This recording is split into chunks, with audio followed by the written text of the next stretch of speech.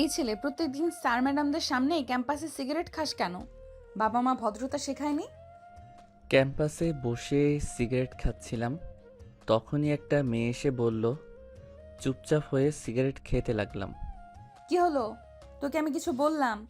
চুপচাপ। এভাবে হবে না, তোর আব্বুর নাম্বার দে। ফোন নাম্বার বন্ধ। আম্মুর নাম্বার দে। 0188705। মেয়েটি ফোন দিল।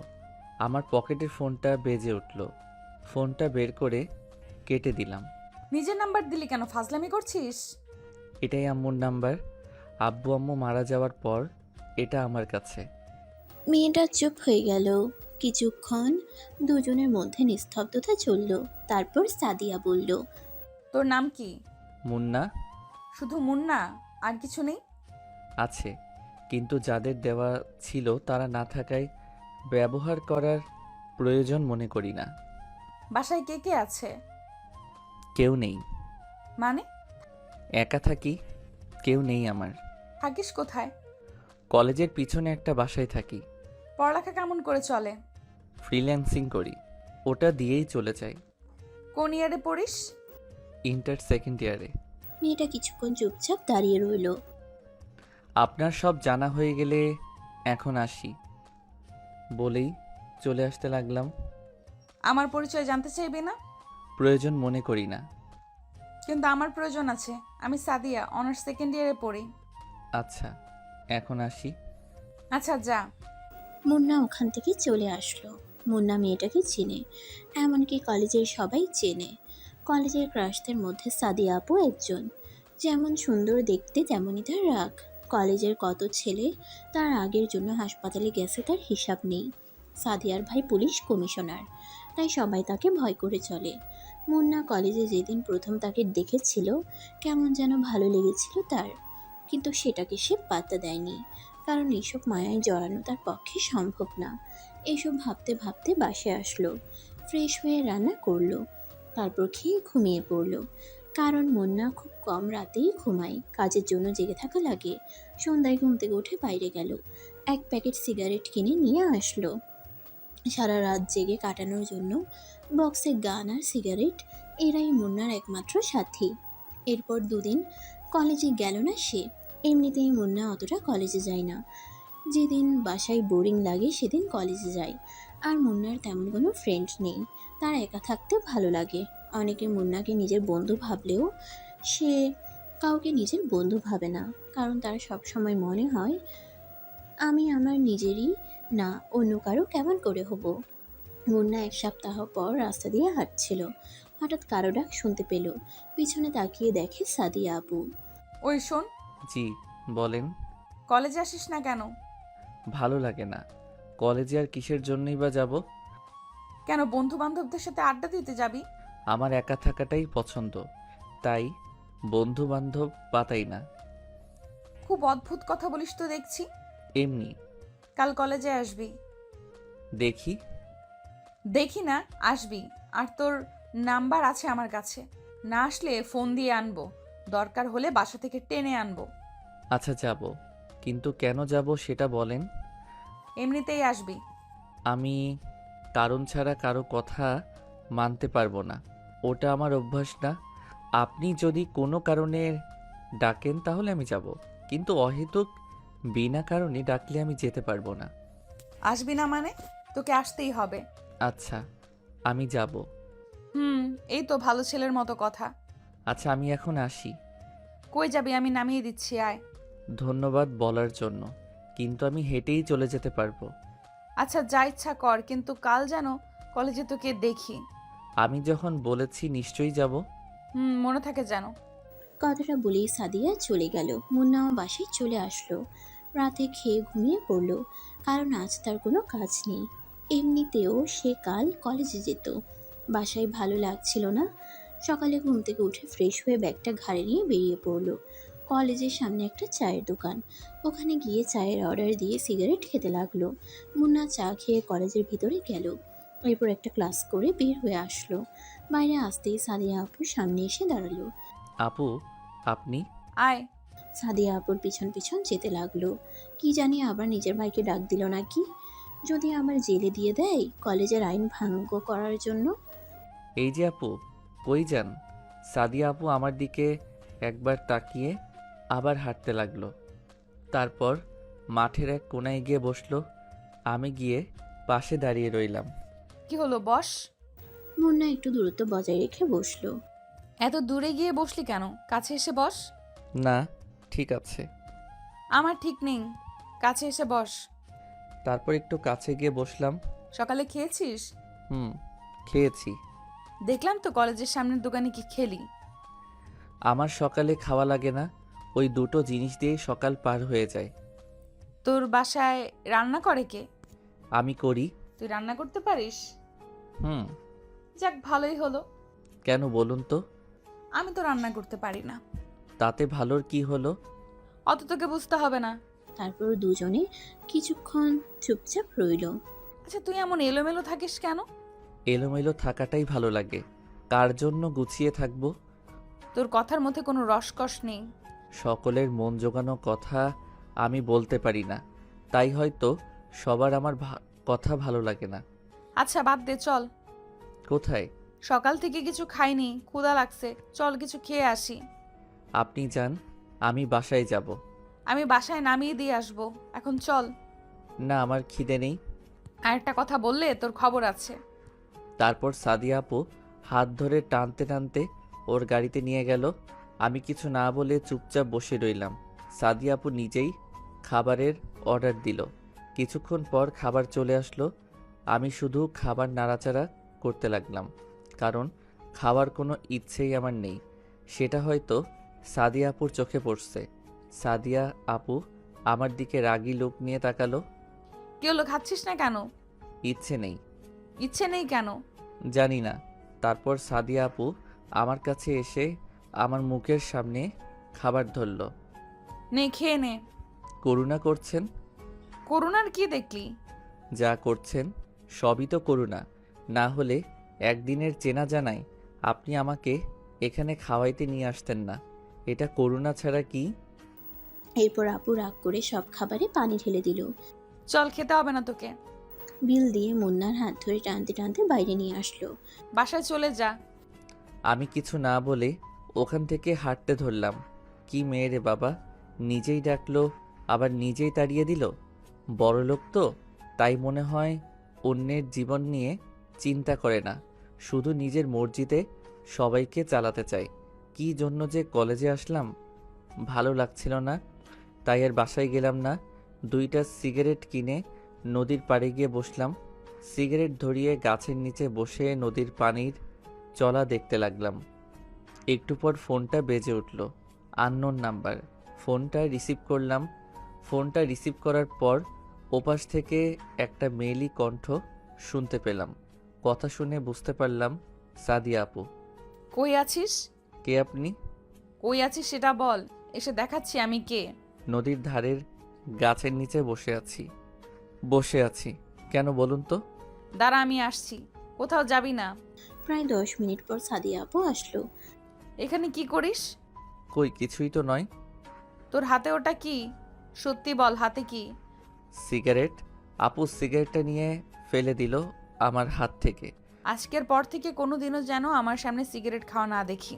কিছু না বলে চুপ করে বসে রইল মুন্না। বাসায় যাবি না? বাসায় গিয়ে কি করব? বাসায় গিয়ে নাচবি আর কি করবি? আমার বাসায় যেতে ইচ্ছে করছে না। আপু আমার পাশে বসে পড়ল। তারপর বলল, সরি তখন তোকে রাগ দেখানোর জন্য। এসব কথা বাদ দেন তো, অভ্যাস আছে, আমি কিছু মনে করিনি। আসলে তুই তখন ওই কথাটা বলার পর মেজাজটা খুব খারাপ হয়ে গেছিল। ভুল তো কিছু বলেছিলাম না। সাদিয়া আপু আমার দিকে তাকালো। কি বলবি আবার বল, কিন্তু এই কথাটা যেন তোর মুখে আর কোনোদিন না শুনি, বুঝলি? বুঝলাম। আপনি বাসায় যাবেন না? যাব, কিন্তু এটা বল তুই আমাকে আপনি করে বলিস কেন? তাহলে কি বলবো? তুমি করে বলবি। আপনি আমার সিনিয়র, আপনাকে আপনি বলেই ডাকা আমার মনে হয় উচিত হবে। বলছি না, আপনি বলবি না? কানে কথা যায় না তোর? সাদিয়া আপুর চিল্লানি শুনে বুকটা কেঁপে উঠল। খুব ভয় পেয়ে গিয়েছিল মুন্না। আচ্ছা, ডাকবো না, আজ থেকে তুমি বলেই ডাকবো। মনে থাকে জানো।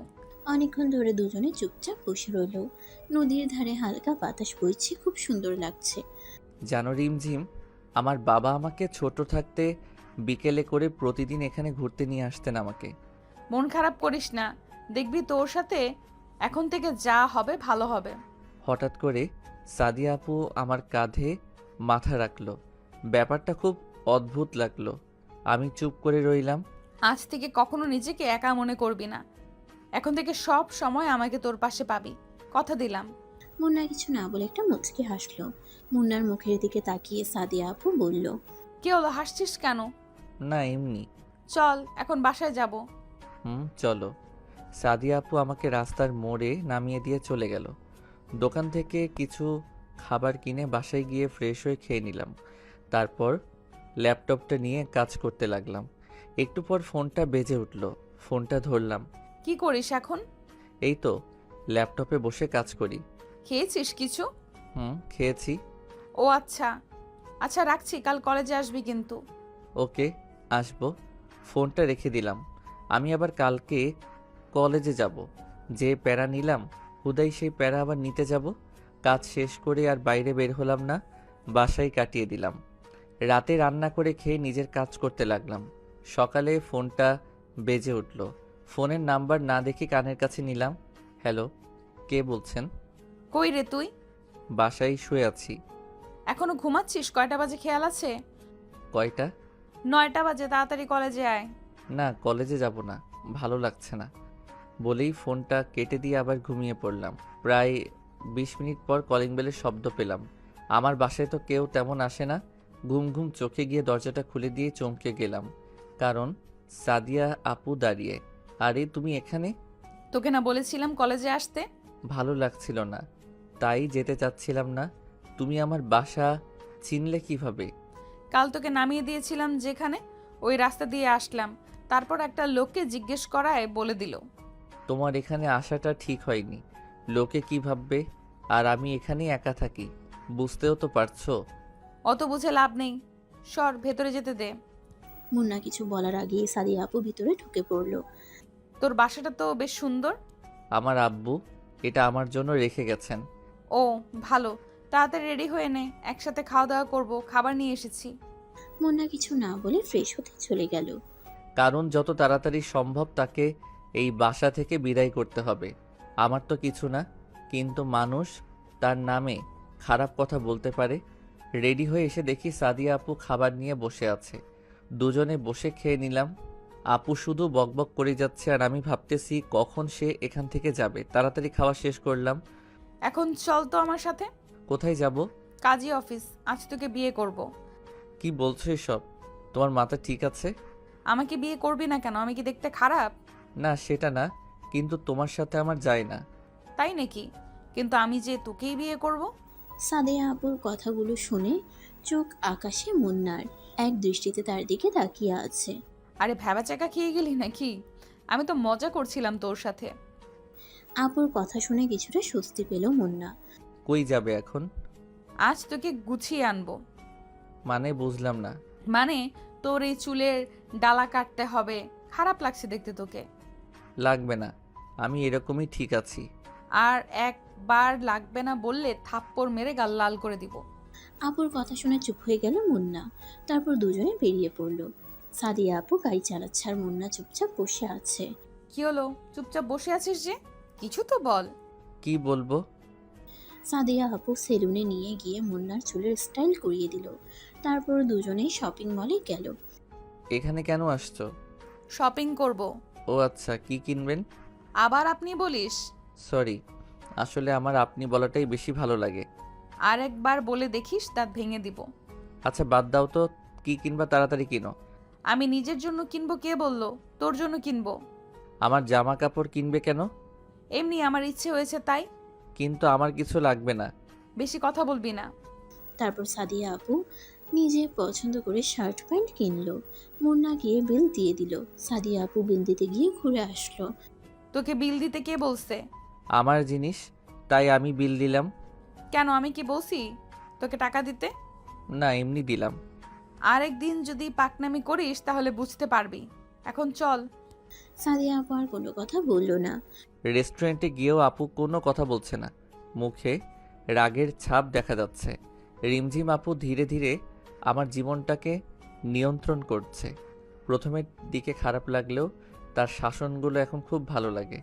পুরনো কিছু স্মৃতি জেগে উঠছে। এখনো রাগ করে আছো? চুপ। কি হলো? সরি, আমি বুঝতে পারিনি সত্যি। হয়েছে, আর সরি বলতে হবে না। তারপর খাওয়া দাওয়া করে বেরিয়ে আসলো তারা। এবার বিল দিতে গেল না মুন্না। ফ্রিতে বকা খাওয়ার শখ নেই তার। সাদিয়া আপু মুন্নাকে বাসায় নামিয়ে দিয়ে চলে গেল। বিকেলে আর বাসা থেকে বের হলো না, কাজ ছিল, তাই রাতে খাওয়া দাওয়া করে ঘুমিয়ে পড়লো। অন্যরকম আমি আজ সকালে ফোনের রিংটং শুনে ঘুম ভেঙে গেল। ফোনটা হাতে নিয়ে দেখি আপু ফোন দিয়েছে। হ্যালো আপু, বলো। কই তুই? কেন, বাসায়। তাড়াতাড়ি ক্যাম্পাসে আয়। ফ্রেশ হয়ে কলেজে গেলাম। কলেজে ঢুকতেই অনেকে হা হয়ে তাকিয়ে আছে। নিজেকে কেমন যেন লাগছে, কারণ নিজের স্টাইল চেঞ্জ করেছি। অগোছালো ছেলেটা আজ ফিটফাট হয়ে কলেজে এসেছে, তাই হয়তো সবাই তাকিয়ে আছে। আমি সাদিয়া আপুকে খুঁজতে লাগলাম। একটু পর আপুকে দেখলাম 3-4টা মেয়ের সাথে একাডেমিক ভবনের দিকে যাচ্ছে। আমি ডাক দিলাম, সাদিয়া আপু। আমার ডাক শুনে পিছন ফিরে তাকালো। আমি ওদের কাছে গেলাম। কই যাও? চুপ। ছেলেটা কে রে? দেখতে তো খুব কিউট। সাদিয়া আপু তখন তার বান্ধবীর দিকে রাগি লোকে তাকালো। তোরা যা, আমি পরে তোদের সাথে কথা বলছি। সাদিয়া আপুর বান্ধবীরা আপুর চেহারা দেখে হাবভাব বুঝতে পারছে, তাই কিছু না বলে চলে গেল।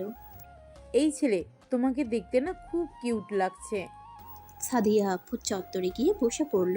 মুন্না দুজন বসার মতো দূরত্ব রেখে বসলো। দুজনে চুপচাপ বসে আছে। এত রাগ কিসের কে জানে। আমি তো আজ আপনি করেও বলিনি, কিন্তু সাদিয়া আপুকে রাগি লুকে অনেক কিউট লাগে। আমি কিছুদিন ধরে লক্ষ্য করেছি সাদিয়া আপু রাগলে গাল দুটো লাল হয়ে যায়। আপু আজ এত রেগে কেন? চুপ। কি হলো বলছো না যে? আমি তো আজ আপনি করে বলিওনি, তাহলে রাগ করে আছো যে? তোর কি কেউ আসবে? আমার আবার কে আসবে? তাহলে মধ্যে যে এত বড় জায়গা ফাঁকা রেখে বসে আছিস কেন? আরে পাশে বসলে সবাই নেগেটিভ মাইন্ডে করবে, কিন্তু ভাববে না যে তুমি আমার আপু লাগো। সাদিয়া আপু মুন্নার কলার ধরে নিজের পাশে টেনে বসালো। আমি তোর কি লাগি ভালো করে বল। তুমি আমার সিনিয়র, সেই হিসেবে আপুই তো হওয়ার কথা। আরেকদিন যদি এই আবাল মার্কা কথা বলেছিস তাহলে তোর খবর করে দিব, বলদ কোথাকার। তখন সাদিয়া আপুর বান্ধবী কোথা থেকে এসে যেন পাশে বসলো। এবার সাদিয়া আপু যা করলো তা শুনলে আপনিও অবাক হবেন। সাদিয়া আপু রেগে আগুন হয়ে গেল। মুন্নার হাত ধরে নিজের পাশে বসালো। আয়শা, তুই এখানে? কেন, আসা যাবে না নাকি? আমি কি সেটা বলছি নাকি? আসলে একা একা ভালো লাগে না, তাই তোদের সাথে গল্প করতে চলে এলাম। ও, খুব ভালো করেছিস। ছেলেটা কে রে? দাঁড়া, পরিচয় করিয়ে দিই। মুন্না, এ হচ্ছে তোমার বড় আপু আয়েশা। আজ থেকে ওকে বড় বোনের মতো সম্মান দিবি, ঠিক আছে? আর আয়েশা, এ হচ্ছে মুন্না। আজ থেকে ওকে নিজের ভাইয়ের মতো দেখবি। কি বলছিস এসব? ঠিকই তো বললাম। মুন্না শুধু ওদের কথা শুনছে। তারপর আয়েশা সাদিয়া আপুকে সাইডে নিয়ে গেল। দুজনে কি যে কথা বলছে, কিন্তু দূর থেকে যা বুঝলো খুব ঝগড়া করছে। এক পর্যায়ে সাদিয়া আপু কি যেন বলল, আর আয়েশা আপু ওখান থেকে চলে গেল। তারপর আপু মুন্নার কাছে আসলো। এতক্ষণ লাগে আসতে? কি কথা বললা? সাদিয়া আপু কোনো কথা না বলে চুপচাপ পাশে বসে পড়ল। কি হলো, কিছু বলছো না যে? শোন, কাল থেকে তুই কলেজে আসবি না। আসবো না কেন? তাহলে আয়েশা তোর সাথে কথা বলতে পারবে না। কিন্তু কথা বললে কি সমস্যা? সমস্যা আছে, ওর সাথে কথা বলার কোনো দরকার নেই। আমি কথা না বললেই তো হলো, তাতে কলেজ না আসার কি হলো? সেটাও কথা। তুই আয়েশার সাথে কথা বলবি না, এমনকি কোনো মেয়ের সাথেই কথা বলবি না, ঠিক আছে? আর যদি দেখি তাহলে তোর একদিন কি আমার একদিন। কি বলবো ভেবে পাচ্ছি না। সাদিয়া আপুর এমন আচরণ নিয়ে মুন্না বেশ অবাক হয়েছে। কি হলো? কি কথা বল, মনে থাকবে তো? থাকবে। এই তো ভালো ছেলে, এখন ক্লাসে যা। সাদিয়া আপু নিজের ক্লাসে গেল, মুন্না তার ক্লাসে চলে গেল। এভাবেই বেশ কয়েকদিন পার হয়ে গেল। সাদিয়া আপু মুন্নার জীবনটাকে নিজের মতো চালাতে শুরু করলো, যেমনটা কোনো আপনজন করে। এসব করার অধিকার মুন্না সাদিয়া আপুকে অনেক আগেই নিজের মন থেকে দিয়ে দিছে, কারণ মুন্না মনে মনে সাদিয়া আপুকে অনেকটা ভালোবেসে ফেলেছে। নিজের এই মনটাকে অনেকবার বোঝাতে চেষ্টা করেছি তার সাথে আমার যায় না, কিন্তু মনটা মানেনি, ছুটে গেছে তার কাছে। আমি জানি আমি যেদিন সাদিয়া আপুকে আমার ভালোবাসার কথা বলবো সেদিন হয়তো সব শেষ হয়ে যাবে, আর আমি সেটা চাই না। তাই আমি তাকে নীরবে ভালোবেসে যাব, কখনো তার কাছে নিজের ভালোবাসার দাবি নিয়ে যাব না। হয়তো শেষে আমার ভালোবাসাটা এক কোণে পড়ে রয়ে যাবে। কথাগুলো ভাবতে ভাবতে মনটা খারাপ হয়ে গেল। কিরে, মন খারাপ করে এইভাবে বসে আছিস কেন? কই না তো, মিথ্যা বলবি না। তেমন কিছু না আপু। আচ্ছা বাদ দে, আয় তোর সাথে একজনকে পরিচয় করিয়ে দেই। মুন্না সাদিয়া আপুর সাথে গেল। সাদিয়া আপু কাকে যেন ফোন দিয়ে ডাকলো। একটু পর একটা ছেলে বাইক নিয়ে আসলো। মুন্না, এ হলো রনি, আমার কাজিন। আর রনি, এ হলো মুন্না। হাই, কেমন আছেন? হ্যালো, তুমি তাহলে রিয়াদ? আপনি আমাকে চিনেন? আরে না, কিন্তু সাদিয়ার মুখে তোমার কথা অনেক শুনেছি। এই বয়সে তুমি একাই চলাফেরা করো, এটা অনেক ভালো ব্যাপার, সবাই পারে না। আমার আব্বু একটা কথা বলতেন, পাশে যখন কেউ থাকবে না তখন নিজেই উঠে দাঁড়াতে হয়। উঠে দাঁড়ানোর সময় কাউকে পাশে পাবি না, তাই নিজে নিজে চলতে শিখতে হবে। আর আমি একাই চলতে শিখে গেছি, সামনের দিনগুলোতেও একাই হয়তো থাকতে শিখে যাব। কথাটা বলার পর সাদিয়া আপু মুন্নার দিকে তাকালো। তারপর তিনজনে বসে অনেক কথা বলল। সাদিয়া আপু রনির বাইকে করে বাসায় চলে গেল, আর মুন্না তার বাসায় চলে আসলো। রনি নাকি এখন থেকে তাদের কলেজেই পড়বে। পরের দিন ঘুম থেকে উঠে ফ্রেশ হয়ে কলেজের দিকে বেরিয়ে পড়ল মুন্না। কলেজে ঢোকার আগে চায়ের দোকানে গিয়ে 1 কাপ চা অর্ডার দিল মুন্না। চা আস্তে আস্তে একটা সিগারেট কিনে ধরালো। এর মধ্যে সাদিয়া আপুর ফোন। হ্যালো। কই তুই? এই তো যাচ্ছি। তাড়াতাড়ি আয়। চা আর সিগারেট খেয়ে কলেজে গেল মুন্না। সাদিয়া আপু মাঠের এক কোণে বসে আছে। আমি সাদিয়া আপুর থেকে একটু দূরে গিয়ে বসলাম। সাদিয়া আপু আমার কাছে চেপে আসলো। আমি চুপচাপ আছি।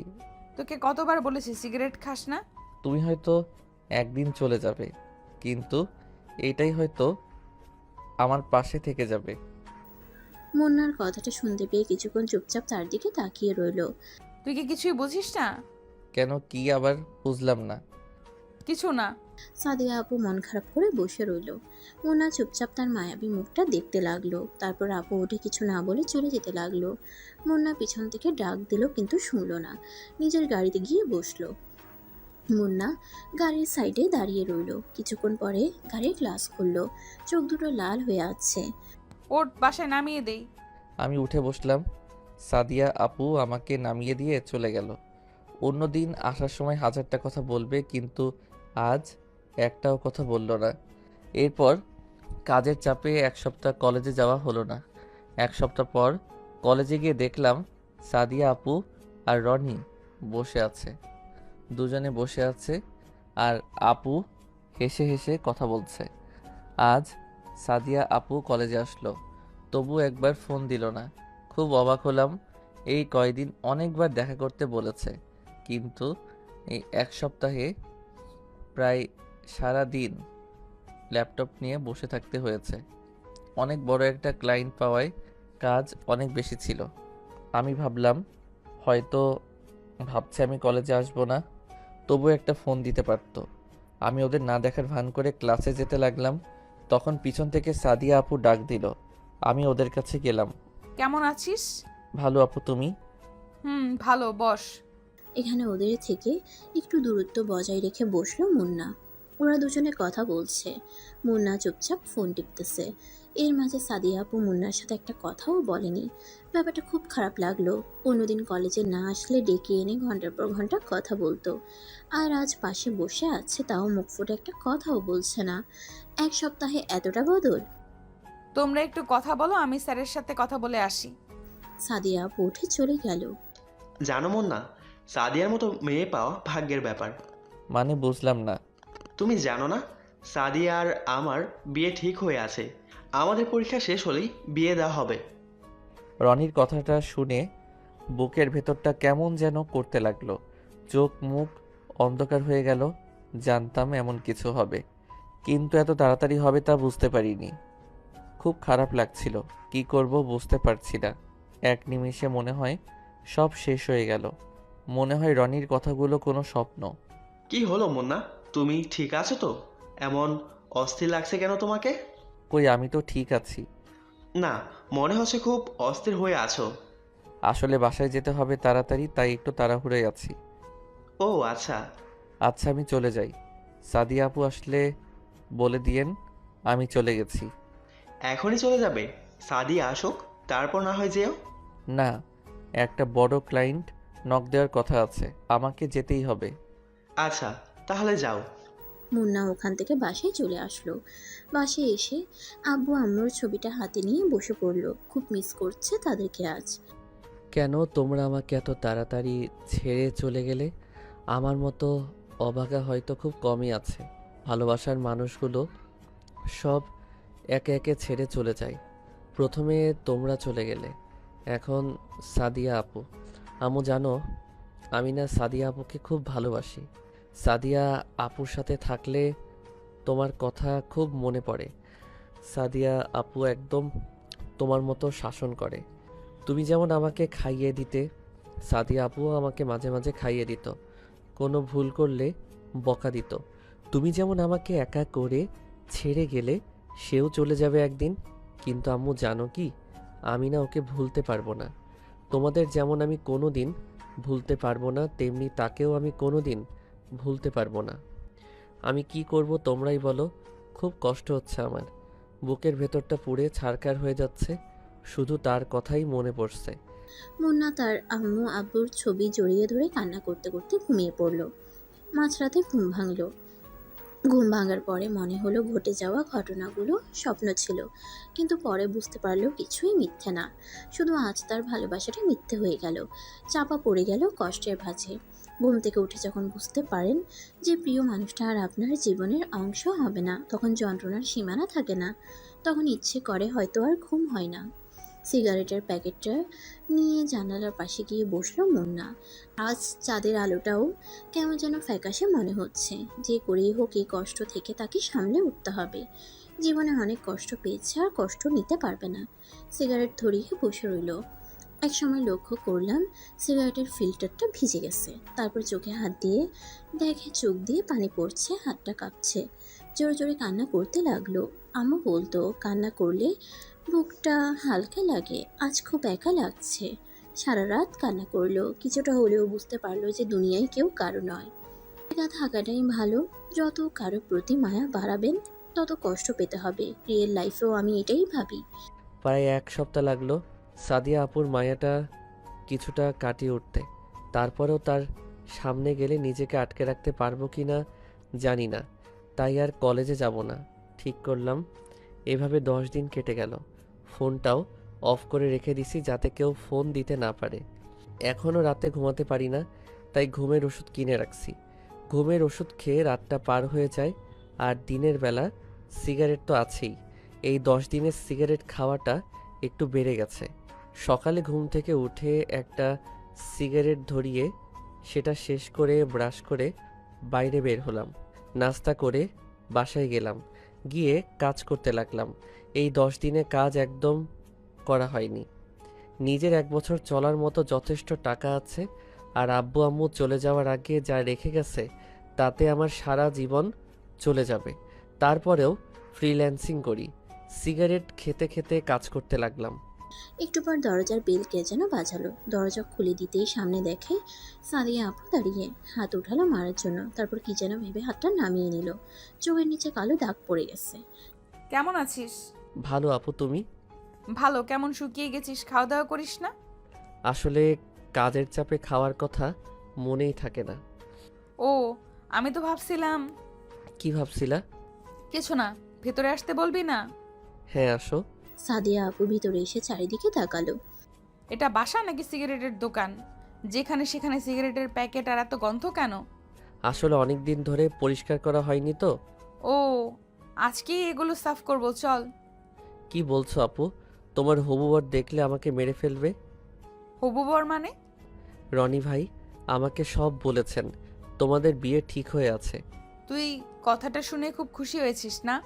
অবশ্যই, কাজের চাপে তোমাকে শুভেচ্ছা জানানোর কথা তো মনেই নেই, এখন বলছি অনেক অনেক শুভেচ্ছা।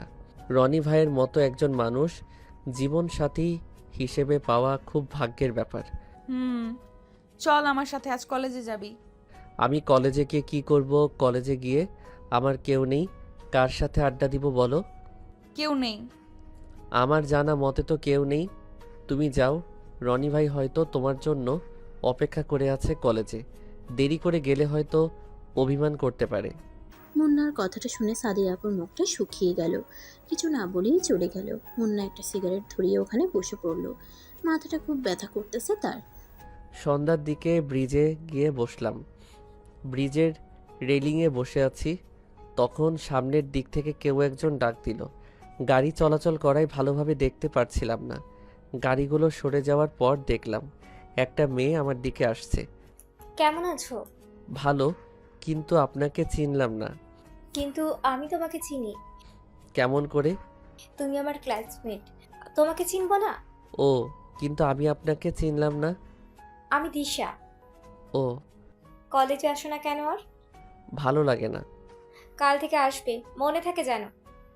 দেখি। দেখি না, আসতেই হবে। তোমার নাম্বারটা দাও তো। কেন? দিতে বলেছি, দাও। ফোন বের করার সাথে সাথে সাদিয়া আপুর ফোন। হ্যালো। কই তুই? ব্রিজের উপরে বসে আছি। কেন? দরকার আছে, ওখানেই থাক, আমি আসছি। বলে সাদিয়া আপু ফোনটা কেটে দিল। তারপর দিশাকে নাম্বার দিয়ে ওর সাথে কথা বলছিল মুন্না। কথা বলার ইচ্ছে করছিল না, কিন্তু মুখের উপর কেমন করে চলে যেতে বলি? নিজে থেকে কথা বলতে এসেছে, চলে যেতে বললে ওর সম্মানে লাগবে, কিন্তু কথা বলতে খুব বিরক্ত লাগছিল। হঠাৎ সাদিয়া আপুর গাড়ি এসে দাঁড়ালো। সাদিয়া আপু বাইরে বেরিয়ে আসলো। আমাকে দিশার সাথে দেখে মুখের ভাব বদলে গেল। আমার কাছে এসে বলল, চল, দরকার আছে। দাঁড়াও একটু। মুন্না দিশার সাথে আরেকটা কথা বলার আগেই সাদিয়া আপু তাকে টেনে গাড়ির ভিতর বসালো আর গাড়ি চালাতে লাগলো। কেনা বলছি কোনো মেয়ের সাথে কথা বলবি না। আমি বলিনি, আর ও নিজে থেকে কথা বলতে এসেছিল। তারপরেও তুই কথা বলবি না। সাদিয়া আপুর কাছেই আসলে কেমন যেন দুর্বলতা কাজ করে। কোথায় যাচ্ছি আমরা? মার্কেটে যাব। কেন? কাল আমার জন্মদিন, তাই ড্রেস কিনবো, আর তুই সেটা পছন্দ করে দিবি। আমি পছন্দ করে দিব কেন? তোমার হবু বর পছন্দ করে দিবে। খোটা মারা কথা গেল না তোর। খোটা মারার কথা আবার কখন বললাম? যেটা সত্যি সেটাই বললাম। সাদিয়া আপু আর কোনো কথা বলল না। মার্কেটে গিয়ে সাদিয়া আপু ড্রেস দেখতে লাগলো। একটা নীল কালারের ড্রেস দেখে খুব পছন্দ হলো। সাদিয়া আপু হয়তো সেটা লক্ষ্য করলো, তাই ড্রেসটা কিনলো। সাদিয়া আপু বিল দিতে দিতে মুন্না একজোড়া পায়েল আরেক জোড়া ঝুমকো কিনলো। তারপর সেগুলো চুপ করে সাদিয়া আপুর ব্যাগে রেখে দিল। সাদিয়া আপু মুন্নাকে বাসার সামনে নামিয়ে দিল। মুন্না বাসার ভিতরে ঢুকতে যাবে, তখনই আবার ডাক দিল। মুন্না সাদিয়া আপুর কাছে গেল। শোন, কাল আমি কলেজে যাব না, কিন্তু সন্ধ্যায় তোকে নিয়ে রনি আসবে। তখন ওর সাথে আমার বাসায় চলে আসবি, আর তুই না আসলে কাল সত্যি তোর কপালে মায়ের পড়বে। কথাটা বলার পরেই সাদিয়া আপু চলে গেল। পরের দিন সকালে ঘুম থেকে উঠে কলেজে গেল না মুন্না। গিফট তো সাদিয়া আপুকে দিয়েই রেখেছি, তাই যাওয়ার কোনো প্রয়োজন মনে হয় না। আর আমি ওর কাছে গিয়ে মায়া বাড়াতে চাই না। যতটা সম্ভব দূরে থাকতে হবে। আমি জানি সাদিয়া আপু গাড়ি পাঠাবে আমাকে নেওয়ার জন্য, কিন্তু আমি যাব না। তাই সন্ধ্যা লাগতেই বাইরের থেকে গেট লাগিয়ে দিয়ে পিছনের একটা ছোট দরজা আছে, ওটা দিয়ে বাসায় ঢুকলাম, যাতে যে কেউ আসলে বুঝতে না পারে আমি বাসায় আছি। সকাল 10টার দিকে বাড়ির সামনে গাড়ির আওয়াজ পেলাম। আমার ঘরের লাইট সব সময় বন্ধই থাকে। অন্ধকার কেন জানি খুব ভালো লাগে।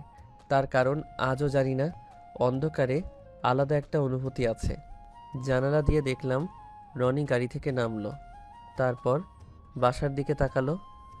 তালা ঝুলানো দেখে গাড়ি নিয়ে চলে গেল। ফোনটাও অফ করে রেখেছি, যাতে কেউ ফোন দিতে না পারে। বিছানায় গিয়ে কানে হেডফোন লাগিয়ে দিয়ে গান শুনতে লাগলাম। সাদিয়া আপু মনে হয় রনির সাথে জন্মদিনে খুব মজা করছে, করবেই না কেন? কয়েক মাস পর তাদের বিয়ে, কেন যে আমি সাদিয়া আপুকে ভালোবাসতে গেলাম। খুব ঘুম পাচ্ছিল, তখনই আবার গাড়ির আওয়াজ পেলাম। জানালার কাছে গিয়ে দেখি সাদিয়া আপু গাড়ি থেকে বের হয়ে আসলো। রাস্তার ল্যাম্পপোস্টের আলোতে সাদিয়া আপুকে স্পষ্ট দেখা যাচ্ছে। নীল ড্রেসে একদম পরীর মতো লাগছিল, কিন্তু এই পরী তো ধরাছোঁয়ার বাইরে। সাদিয়া আপু ফোন হাতে নিয়ে ফোন দিতে লাগলো, হয়তোবা আমাকে ফোন দিচ্ছিল। কিছুক্ষণ পর ফোনটা রাস্তায় জোরে ছুঁড়ে মারল, তারপর গাড়ি করে চলে গেল। আমি গিয়ে শুয়ে পড়লাম। পরের দিন কলেজে গেলাম। কেন জানি আজ কলেজে যাওয়ার খুব ইচ্ছে করলো। কলেজে ঢুকতেই দিশার সাথে দেখা। কেমন আছো? ভালো, তুমি? ভালো। কাল কলেজে আসতে বললাম, আর আজ আসছো? আসলে কাল একটু কাজ ছিল, তাই আসতে পারিনি। ও, তা ফোনটা অফ কেন? চার্জ ছিল না, আর চার্জে দেওয়ার কথা মনেও ছিল না। দিশার সাথে কথা বলতে বলতে সাদিয়া আপু গাড়ি চলে আসলো। মুন্না দিশার সাথে কথা বলে মাঠের এক কোণায় গিয়ে ফোন টিপতে লাগলো। হঠাৎ কারো ছায়া মুন্নার উপর পড়লো। তাকিয়ে দেখলো সাদিয়া আপু। মুন্না উঠে দাঁড়ালো। আপু, তুমি কখন আসলে? কাল কই ছিলি? ল্যাপটপটা সার্ভিসিং করতে গিয়েছিলাম, আসতে আসতে দেরি হয়ে যায়।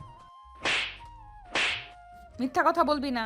তুই মনে করিস আমি তোকে জানলার কাছে দেখিনি? আমি চুপ হয়ে আছি। তুই আমার সাথে এমনটা করলি? কত আশা নিয়ে বসেছিলাম আমি তোর জন্য। আজ থেকে তুই আমার সাথে কোনো কথা বলবি না। সেটাই হয়তো ঠিক হবে। আপনার সাথে কথা বললে হয়তো আপনার হবু বর খারাপ মনে করতে পারে, আর আপনাদের সম্পর্কের মধ্যে তিক্ততা আসতে পারে। তাই আমার মতো একটা বখাটে খারাপ ছেলের সাথে না মেশাই ভালো। সাদিয়া আপু কিছু বলছে না। সাদিয়া আপুর চোখের দিকে তাকিয়ে মুন্না দেখলো চোখ দিয়ে পানি বয়ে পড়ছে। কারণটা এখনো অজানা। সাদিয়া আপু আর কিছু না বলে চলে গেল। আমি আর ওখানে না থেকে বাসায় চলে আসলাম। আবারও আগের মতো হয়ে গেলাম। সেই কলেজে গিয়ে আগের মতো সিগারেট খাওয়া, কারো পরোয়া না করা, একা চলা, কোনো মায়ায় না জড়ানো। 3 দিন পর মাঠের কোণায় বসে নোট করছিলাম, সাথে একটা সিগারেট খাচ্ছিলাম। তখন দেখলাম সাদিয়া আপুর গাড়ি এসে মাঠের মাঝখানে দাঁড়ালো। সাদিয়া আপু গাড়ি থেকে বেরিয়ে আসলো। হয়তো আমাকে দেখতে পারিনি। আমি নিজের মতো নোট করতে লাগলাম। কিছুক্ষণ পর সামনের দিকে তাকিয়ে দেখি সাদিয়া আপু আমার দিকে তাকিয়ে আছে। চোখ মুখ শুকিয়ে গেছে, চোখের নিচে কালো দাগ। সাদিয়া আপুকে দেখে একবার সিগারেটটা ফেলে দিতে চাইলাম, কিন্তু কি যে মনে হলো, ফেলে না দিয়ে মাথাটা নিচু করে নোট করতে লাগলাম। সাদিয়া আপু সেখান থেকে চলে গেল। আমি একটু পর বাসায় চলে আসলাম। এরপর প্রতিদিন কলেজে গেলাম সাদিয়া আপুকে একটু আড়াল থেকে দেখার জন্য। প্রতিদিন নিজের মনকে বলি কাল আর যাব না, কিন্তু পরের দিন ঠিকই কলেজে চলে যাই। সাদিয়া আপু কলেজে আসে, চুপচাপ মনমরা হয়ে বসে থাকে। রনিকে দেখি তার সাথে বসে থাকতে। প্রতিদিন কলেজে গেলে দিশা মেয়েটা কথা বলতে আসবে। সাদিয়া আপু মাঝে মাঝে আমার সাথে ওকে কথা বলতে দেখে তাকিয়ে থাকে। হয়তো মেয়েটাকে আমার সাথে কথা বলতে নিষেধ করতে চাই। আমি খারাপ হয়তো, সেই জন্য আমিও যতটা সম্ভব দিশার থেকে দূরে থাকি। এভাবে 20 দিন কেটে গেল। আজ 5 দিন হলো আর কলেজে যাই না। আজ কলেজে যেতে কেন জানি খুব মন চাইলো। ব্যাগটা নিয়ে কলেজে গেলাম। কলেজে গিয়ে চোখ দুটো কাকে জানি খুঁজছিল, কিন্তু তাকে খুঁজে পাচ্ছিল না। থ্রিলিং সময়। কলেজের চত্বরে বসেছিল মুন্না। একটু পর একটা পুলিশের গাড়ি এসে দাঁড়ালো। গাড়ি থেকে একজন পুলিশ অফিসার নেমে এসে চারিদিকে দেখতে লাগলো। তারপর মুন্নাকে দেখে তার দিকে আসতে লাগলো। বুকের ভেতরটা কেমন যেন করছিল, মনে হচ্ছিল দৌড় দিয়ে পালিয়ে যাই, কিন্তু আমি তো কোনো দোষ করিনি, তাই চুপচাপ বসে রইলাম। পুলিশ অফিসারটি আমার কাছে আসলো। তোমার নাম মুন্না? জি স্যার। তোমাকে আমার সাথে যেতে হবে, চলো। কিন্তু কেন? আর আপনি কে? আমি সাদিয়ার ভাইয়া। ও, কিন্তু কেন যাব? গেলেই বুঝতে পারবে। কিন্তু কোথায়? আমাদের বাসায়। আচ্ছা চলুন। সাদিয়া আপুকে দেখার খুব ইচ্ছে করছিল, আর মনে মনে খুব ভয় হচ্ছিল। সাদিয়া আপু কি এমন করলো যে সাদিয়া আপুর ভাই আমাকে তাদের বাসায় নিয়ে যাচ্ছে? কিছুক্ষণ পর সাদিয়া আপুদের বাসায় গিয়ে পৌঁছালো তারা। বাসার ভিতরে গেল, সাদিয়া আপুর ভাইয়া মুন্নাকে বসতে বলে কোথায় যেন গেল। মুন্না সোফায় বসে রইল। কিছুক্ষণ পর দুইজন মহিলা আসলেন। একটু পর সাদিয়া আপুর ভাইয়া আর একজন লোক উপর থেকে নেমে আসলেন। হয়তো মহিলাদের মধ্যে একজন সাদিয়া আপুর মা আর আরেকজন ভাবি, আর সাদিয়া আপুর ভাইয়ের সাথে লোকটি হয়তো তার বাবা। সবাই মুন্নার সামনে বসলো। মুন্না ভয়ে কুকড়ে মুখড়ে যাচ্ছিল। তুমি তাহলে মুন্না? জি, কিন্তু আপনারা আমাকে চিনেন কেমন করে? সাদিয়া বলিস, এমনকি তোমার ব্যাপারে সব জানি আমরা। তুমি কি জানো যেদিন তুমি সাদিয়ার বার্থডেতে আসোনি সেদিনও বাসার সব জিনিসপত্র ভেঙে ফেলে? এত রাগ? তোমার কথাও প্রত্যেক দিন আমার কাছে এসে বলতো। আমার মেয়েটা জীবনে যা কিছু চেয়েছে তা এনে দিয়েছি, কিন্তু শেষমেশ যা চাইলো তা আমার এনে দেওয়ার ক্ষমতা নেই। কি চেয়েছে আপু? শুধু তোমাকে চেয়েছে। আমাকে মানে? তোমাকে। আমার মেয়েটা যে তোমাকে পাগলের মতো ভালোবাসে। ও যখন আমাকে এসে বলল ও তোমাকে ভালোবাসে, তখন ওর চোখে মুখে খুশি দেখে আমি বেশ অবাক হই, কারণ আমি এতটা খুশি ওকে কখনোই দেখিনি। তোমার সাথে কিছুদিন আগে ঝগড়া হওয়ায় বাসায় এসে কান্নাকাটি করে, ভালো মতো খাওয়া দাওয়া করে না, শুধু বলে মুন্নাকে এনে দাও, দয়া করে আমাদের ফিরিয়ে দিও না, আমার মেয়েটা তোমাকে ছাড়া যে মরে যাবে। আরে কি করছেন আপনি? আপনি আমার গুরুজন, আপনার মাথা নত করা শোভা পায় না। কিন্তু আমার মতো একটা অনাথ ছেলের কাছে আপনার মেয়ে দিবেন আরেকবার ভেবে দেখুন। আমার মেয়ের খুশিতেই আমার খুশি। আচ্ছা, আপনারা যা ভালো বোঝেন, কিন্তু সাদিয়া আপু কোথায়? উপরে আছে, যাও, প্রথম রুমটাই ওর। মুন্না সাদিয়া আপু রুমে গেল। দরজা খোলাই আছে কিন্তু জানালা সব বন্ধ। ঘরের ভিতরটা কেমন অন্ধকার হয়ে আছে। সাদিয়া আপু ঘুমিয়ে আছে, চোখের নিচে কালো দাগ পড়ে গেছে, সারা রাত হয়তো ঘুমায় না। মুন্না চুপচাপ গিয়ে সাদিয়া আপুর পাশে শুয়ে পড়ল। একটু পর সাদিয়া আপুর ঘুম ভেঙে গেল। মুন্নার দিকে একভাবে তাকিয়ে আছে, কিছু বলতে যাবে তার আগেই সাদিয়া আপুর গোলাপি ঠোঁট দুটোর সাথে মুন্না তার ঠোঁট এক করে দিল। সাদিয়া আপু ছটফট করতে লাগলো, কিন্তু মুন্না ছাড়বার পাত্র নয়। কিছুক্ষণ পর সাদিয়া আপু চুপচাপ হয়ে গেল। তখন সাদিয়া আপুকে ছেড়ে দিল। সাদিয়া আপুকে ছেড়ে দেওয়ার সাথে সাথে, তোর সাহস কেমন করে হয় আমাকে কিস করার? আর তুই এখানে কি করছিস? চুপ! কি হলো, কথা বলছিস না কেন? এখানে কি করছিস? আমার বউয়ের কাছে আমি আছি, তাতে কার কি? বউ মানে? বউ মানে বউ। আমি কারো বউ না। ও, তাহলে তুমি আমাকে ভালোবাসো না, তাই তো? না, আমি রনিকে ভালোবাসি। কি মেয়েরে বাবা, এত রাগ আর অভিমান! ও আচ্ছা, ঠিক আছে। আমি তো ভেবেছিলাম তুমি আমাকে ভালোবাসো, কিন্তু তুমি যখন আমাকে ভালোই বাসো না, তাহলে কি আর করার। আমি তাহলে দিশার কাছে যাই। মেয়েটা কি ভালো রাগ করে না? প্রতিদিন একটা করে কিস দেয়। কি বললি? দিশা তোকে কিস দেয়? এত বড় সাহস ওর? তুমি রাগ করছো কেন? তুমি তো আমাকে ভালোই বাসো না। সাদিয়া আপু মুন্নার চোখের দিকে তাকিয়ে আছে, কিছু বলছে না। তারপর উল্টো দিক হয়ে শুয়ে পড়লো। মুন্না পিছন থেকে তাকে জড়িয়ে ধরলো। এতে সাদিয়া আপু নিজেকে ছাড়াবার চেষ্টা করছে, কিন্তু পারছে না। এত রাগ কোথা থেকে আসে তোমার? হ্যাঁ, আমি জানি তুমি আমাকে ভালোবাসো। তোমার আব্বু আর ভাইয়া আমাকে সব বলেছে, বুঝলা? ঢং করে আর লাভ নাই। এরপর মুন্না সাদিয়া আপুকে ছেড়ে দিল। কি হলো, কথা বলবা না? ঠিক আছে, আমি চলে যাচ্ছি। সাদিয়া আপু মুন্নার দিকে ঘুরে তাকে জড়িয়ে ধরলো। খুব ভালোবাসি তোকে, নিজের থেকেও বেশি। কেন বুঝিস না তুই? তুমি তো আমাকে বলছিলা তোমার আর রনির বিয়ে ঠিক হয়ে গেছে। সেটা তো তোর মুখ থেকে শোনার জন্য যে তুইও আমাকে ভালোবাসিস। ওটা শুধু একটা নাটক ছিল। জানো, যেদিন রনি আমাকে বলল যে তোমাদের বিয়ে ঠিক হয়ে গেছে, সেদিন মনে হচ্ছিল সারা জীবনের জন্য কিছু একটা হারিয়ে যাচ্ছে। খুব কষ্ট হয়েছিল সেদিন। তাহলে বললি না কেন? যদি তুমি ছেড়ে চলে যেতে। সাদিয়া আপু মুন্নাকে আরো শক্ত করে জড়িয়ে ধরলো। কোনোদিন তোকে যেতে দেব না, তুই চাইলেও না। ও তাই বুঝি? তাই। আব্বু কি বললো? তোমার আমার বিয়ে ঠিক করে ফেলেছে। সত্যি? এখন একটা কিস দাও না, বিয়ের পর দিব। ঠিক আছে, আমি দিশার কাছে যাই। ওর ঠোঁট দুটো কি মিষ্টি! কি বললি? দিশা তোকে কিস করেছে? কই কিস করতে বল? কই আবার, আমার ঠোঁটে। আর সাদিয়া আপু তার ঠোঁটের সাথে আমার ঠোঁট এক করে দিল। অনেকক্ষণ পর ছেড়ে দিল। তোর ঠোঁটে শুধু আমার ছোঁয়া থাকবে, আর কারো না। আর ওই মেয়েকে আজ আমি জেলে দিব। আরে আরে কি করছো? আমি তো মিথ্যা বলছি, দিশার সাথে আমার কিছুই হয়নি। কুত্তা বাদর আমাকে কষ্ট দিয়ে খুব ভালো লাগে তোর, তাই না? আরে আপু, আমি আবার কি করলাম? আপু কাকে বললি? সরি সরি সরি, আর বলবো না। মনে থাকে যেন। এখন উঠো, খাওয়া দাওয়া তো মনে হয় করো না। শরীরের কি অবস্থা করেছো? হ্যাঁ, না, উঠবো না, এভাবেই শুয়ে থাকবো। আচ্ছা তুমি শুয়ে থাকো, আমি নিচ থেকে খাবার নিয়ে আসছি। লাগবে না, চুপচাপ শুয়ে থাক। সাদিয়া মুন্নাকে জড়িয়ে ধরে শুয়ে আছে, আর মুন্না পুরোনো কথাগুলো মনে করে হাসতেছে। কি থেকে কি হয়ে গেল, সময় বড় অদ্ভুত। কার কপালে কি লেখা আছে কেউ বলতে পারে না। আর কতক্ষণ শুয়ে থাকবো? এবার তো উঠো।